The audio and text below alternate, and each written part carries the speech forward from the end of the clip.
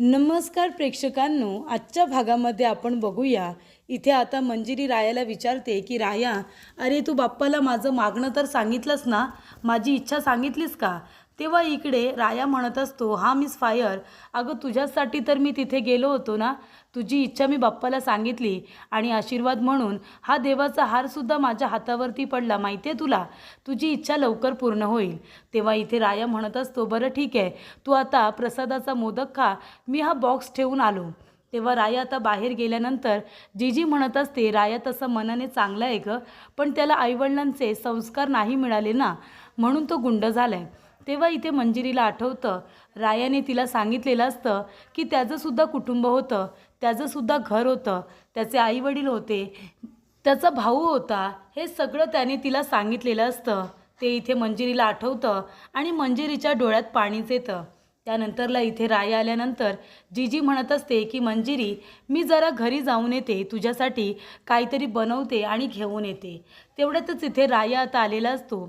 तो मंजिरीकडे बघतो तर मंजिरीचा चेहरा त्याला उदास दिसतो. तेव्हा इथे प्रेक्षकांनो, आता राया विचारत असतो, काय गं मिस फायर, काय झालं? तेव्हा मंजिरी म्हणते, काही नाही. आणि ती विचारते, राया तू माझा निरोप दिलास का मामांना? तेव्हा राया म्हणतो, हो मामांना निरोप दिलाय, उद्या सकाळी ते तुला भेटायला सुद्धा येतील.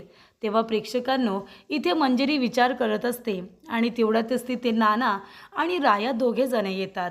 तेव्हा प्रेक्षकांनो, इकडे मंजिरीला मामांजवळ बोलायचं असतं, कारण काम हे रायाच्या रिलेटेड असतं. तेव्हा मंजिरी म्हणते, नाना मोबाईल आणलात का आणि मामा कुठे आहेत? तेव्हा नाना म्हणत असतात की मंजू बाळा, अगं मामांची तुझ्या तब्येत बिघडली, तेव्हा त्यांना मी त्यांच्या गावी सोडून आलो. तेव्हा इकडे आता माझं काम मामांजवळच होतं, मला त्यांच्याशी बोलायचं होतं, आता मी कसं बोलू?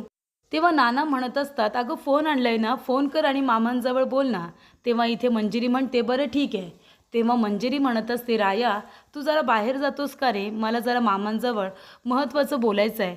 तेव्हा राया म्हणतोय, मिस फायर, एवढं काय बोलायचं आहे गं तुला की मला बाहेर जायला सांगतेस? मी सुद्धा इथे तुझी मदतच करतोय ना, मग तू मला बाहेर का जायला सांगतेस?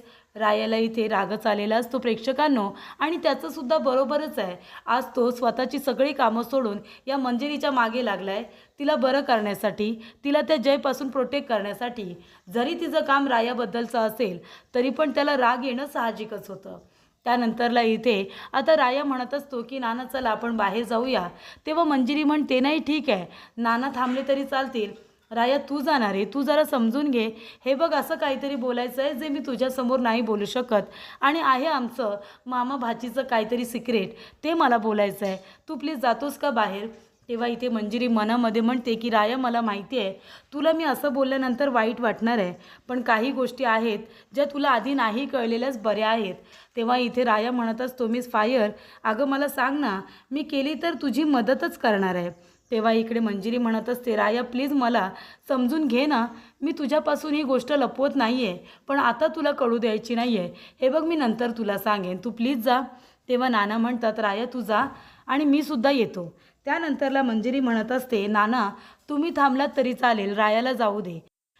तेव्हा मंजिरी म्हणते की नाना मामाला फोन लावून द्या. तेव्हा इथे नाना फोन लावल्यानंतर म्हणतात की मी सुद्धा बाहेर जातो. मंजिरी म्हणते, नाही नको नाना, तुम्ही जाऊ नका, तुम्ही खरंच थांबलात तरी चालेल, तुमची काही अडचण नाही आहे, मला फक्त हे रायाला कळू द्यायचं नाही आहे, बाकी तुम्हाला कळलं तरीसुद्धा चालणार आहे. त्यानंतरला इकडे मंजिरी आता मामांजवळ बोलत असते की मामा, अहो मला तुमच्याशी थोडं महत्त्वाचं बोलायचं होतं, पण नानांनी सांगितलं की तुम्ही गावाला गेलात, तुमची तब्येत बरोबर नाही आहे. पण नाना मला आहे ना, मामांना एक महत्त्वाची गोष्ट विचारायची आहे. ती म्हणजे अशी, मामा तुम्ही प्लीज, मागे मला एकदा सांगितलं होतं की रायाची सुद्धा एक फॅमिली होती, त्याची आई आणि त्याचा भाऊ घरामध्ये असताना घराला आग लागली होती, आणि तेव्हापासून त्याच्या घरामध्ये आई वडील आणि त्या भावाचे किंचाळण्याचे आवाज ऐकू येतात. तुम्ही मला सांगितलं होतं ना मामा, प्लीज मला तिथे जायचं आहे त्या गावामध्ये, आणि तिथे जाऊन मला रायाबद्दल चौकशी करायची आहे, त्या घरामध्ये जायचं आहे. प्लीज मला तुम्ही तो ॲड्रेस द्याल का?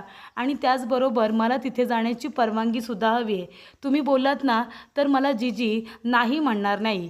तेव्हा इकडे नाना म्हणत असतात, अगं मंजू हे काय बोलतेस तू? अगं तुझी अवस्था तरी बघ. तेव्हा इकडे मंजिरी म्हणत असते, नाही नाना, मला जायचंच आहे. मामा प्लीज तुम्ही मला परवानगी मिळवून द्या आणि इथे डॉक्टरांकडून सुद्धा मला सुट्टी मिळवून द्या. 2 दिवसाचं काम आहे. मामा मला रायाबद्दल फक्त त्या गावामध्ये जाऊन थोडीफार चौकशी करायची आहे. तेव्हा इकडे मामा म्हणत असतात, अगं तुझी तब्येत बरी नाही आहे आणि तू कशाला त्या रायाबद्दल चौकशी करायला येतेस? हे सगळं तू नंतर कर, आधी तुला प्रॉपर बरं तर वाटू दे. तेव्हा इकडे मंजिरी हट्ट करत असते, कारण तिला असं वाटत असतं की राया तिच्यासाठी खूप काही काही करतोय. मग तिलासुद्धा आता इथे रायाची मदत करायची असते आणि तिला महत्त्वाचं म्हणजे रायाला त्याचं कुटुंब मिळवून द्यायचं असतं. त्याचबरोबर प्रेक्षकांनो, इकडे आता मामा नाही म्हणत असतात. तेव्हा इकडे मंजिरीने मोबाईल ठेवल्यानंतर नाना म्हणत असतात की मंजू बाळा हे काय आहे, कसला हट्ट करतेस तू? तेव्हा मंजिरी म्हणत असते की मी मामांना सांगितले की नाना आणि मी आम्ही दोघेजणं जाऊ. मला फक्त तिथे रायाचं घर कुठे आहे, त्याच्या घरामध्ये कोण कोण आहे याची चौकशी करायची होती, बाकी काही नाही. त्या घरामधून खरोखर त्याच्या आईचे आणि भावाचे आवाज ऐकू येत आहेत का हे बघायचं होतं. तेव्हा नाना म्हणत असतात की मंजू मला माहिती आहे तुला इथे रायाची काळजी आहे, मला सगळं काही माहिती आहे, पण तुझी तरी अवस्था बघ ना. तेव्हा इथे मंजू म्हणत असते, हे बघा नाना, मला माहिती आहे माझी तब्येत बरी नाही आहे. अहो पण आता माझे काही दिवस राहिलेत तर मला काहीतरी चांगलं काम करायचं आहे.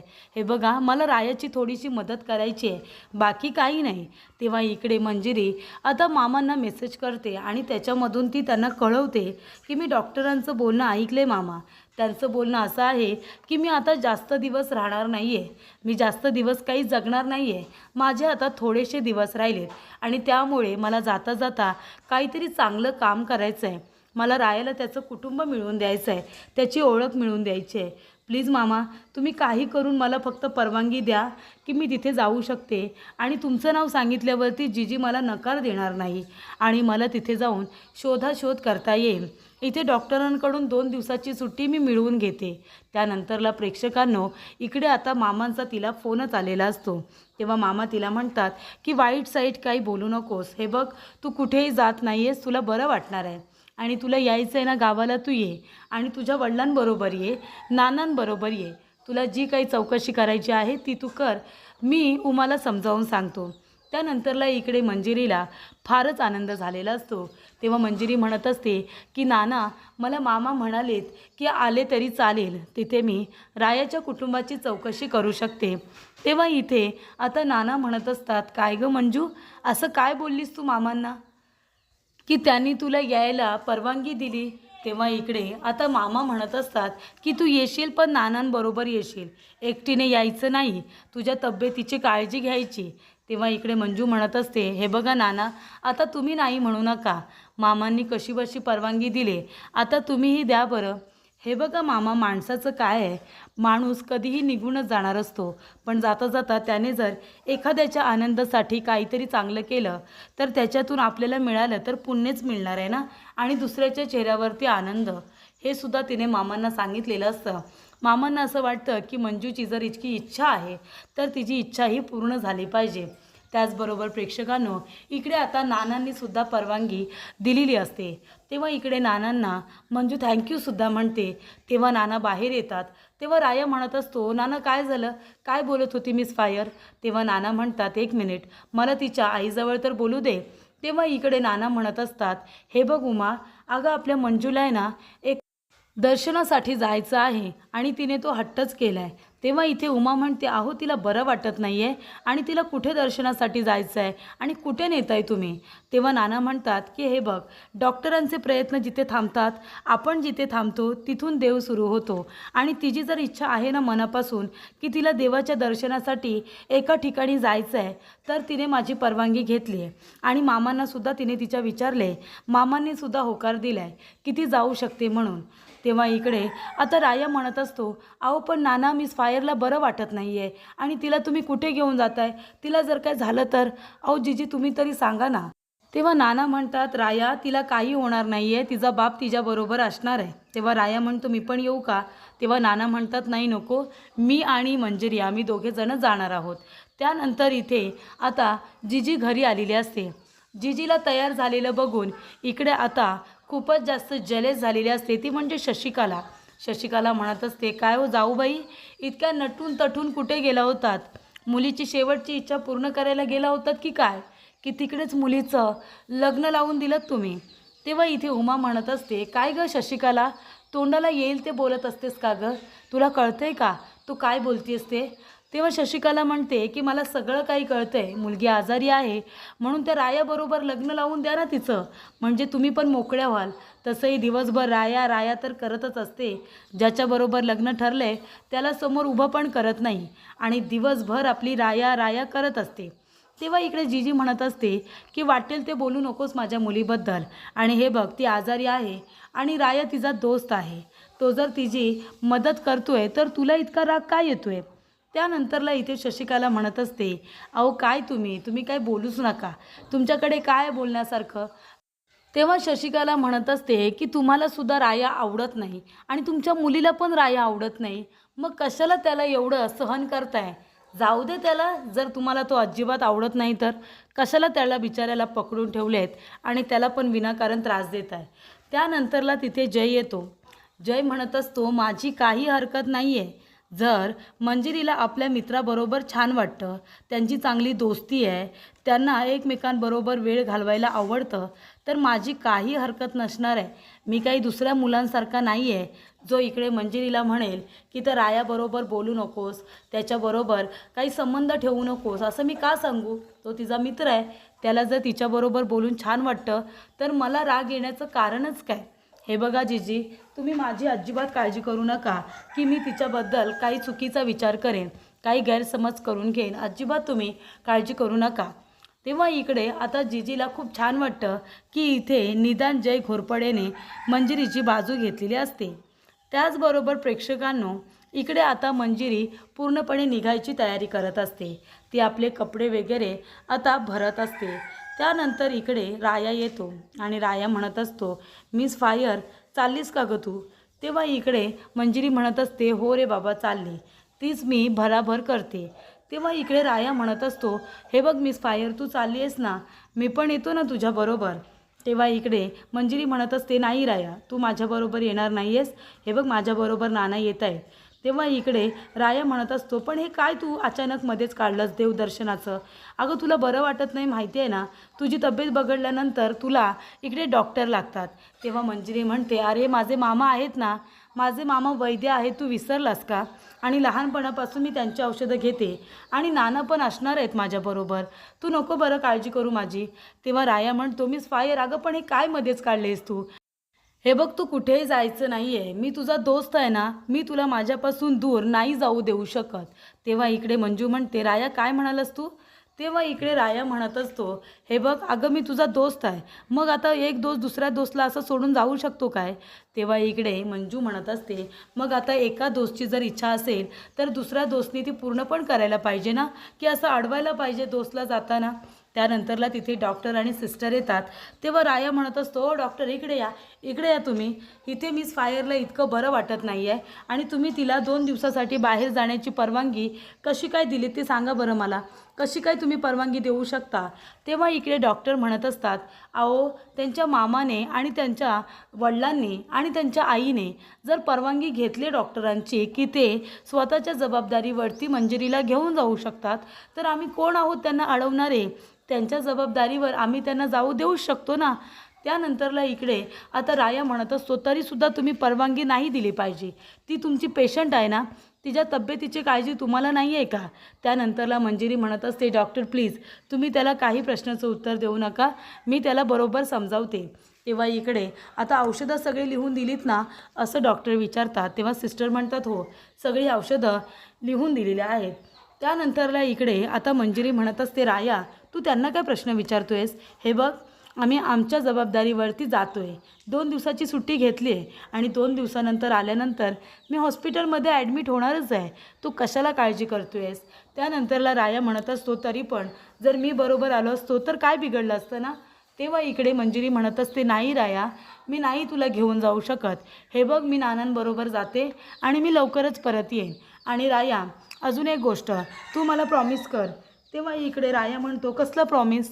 तेव्हा इकडे मंजू म्हणत असते, मी गेल्यानंतर तू माझ्या मागे मागे येणार नाहीस, माझा पाठलाग करणार नाहीस, हे बघ त्यासाठी प्रॉमिस कर.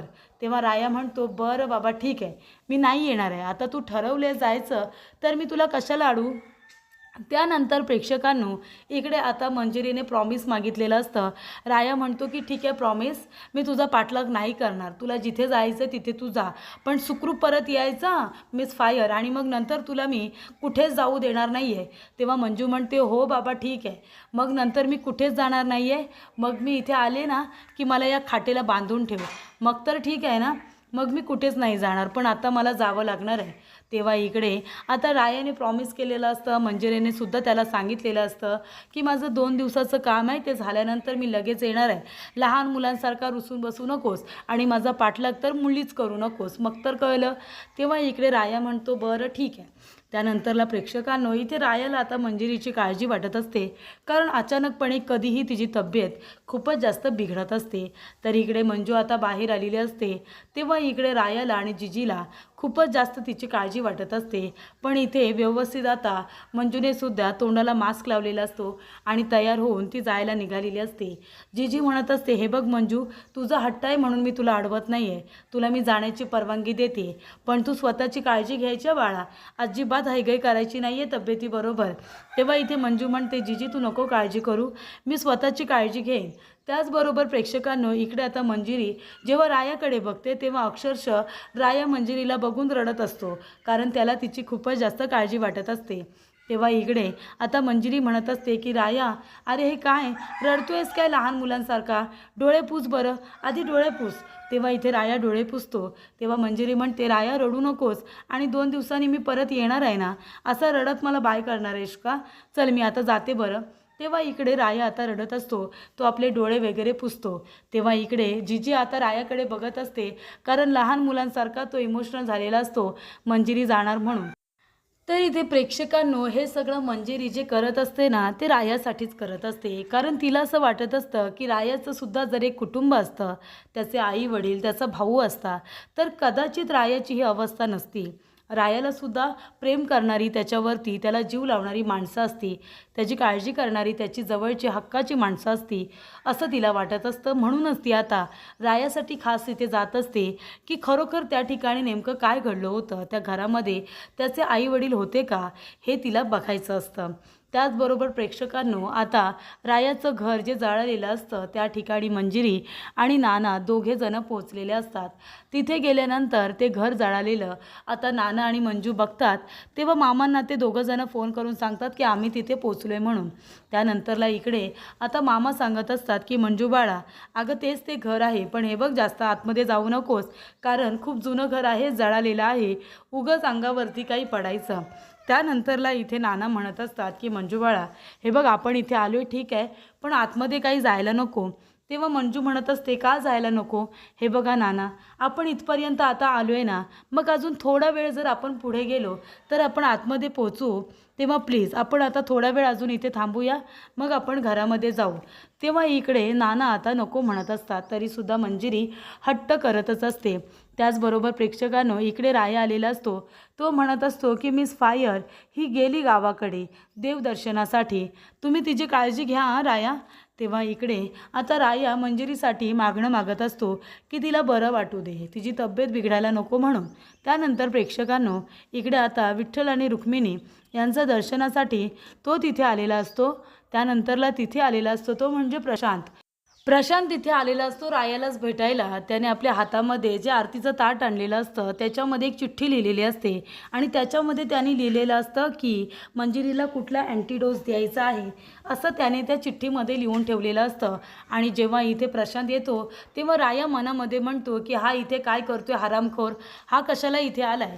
आणि तो आता मंजिरीसाठी प्रार्थना करत असतो की मंजिरीला बरं वाटू दे, ती सुखरूप परत येऊ दे. आणि प्रशांतकडे बघून तो म्हणतो की हा हरामखोर इथे काय करतोय, आणि त्याला प्रशांतबद्दल आता खूपच जास्त मनामध्ये रागसुद्धा असतो. त्याचबरोबर प्रेक्षकांनो इकडे आता मंजिरी म्हणत असते की राया मला बाहेर जायचं आहे रे, मला पण चांदण्या बघायच्या आहेत, चांदो मामा बघायचा आहे, आणि मला पण थंडगार हवेवरती बाहेर बसायचं आहे रे. तेव्हा इकडे राया आता मंजिरीसाठी चांदण्या ह्या त्याच्या हॉस्पिटलमध्येच घेऊन येतो. सगळीकडे काजवे आता फिरत असतात, तो काजवे घेऊन तिच्यासाठी आलेला असतो. तेव्हा राया म्हणतो, मिस फायर तुला इकडे चांदण्या बघायच्या होत्या ना, बघ मी तुझी इच्छा पूर्ण केली. तेव्हा मंजिरी म्हणते, हो ना, तसे माझे दिवसच किती राहिलेत. त्यानंतरला इकडे राया म्हणत असतो की मिस फायर असं बोलू नकोस, तू खरंच मला खूप आवडतेस गं, माझं खूप प्रेम आहे तुझ्यावरती. असं इथे राया मंजिरीला मनातलं सगळं सांगतो.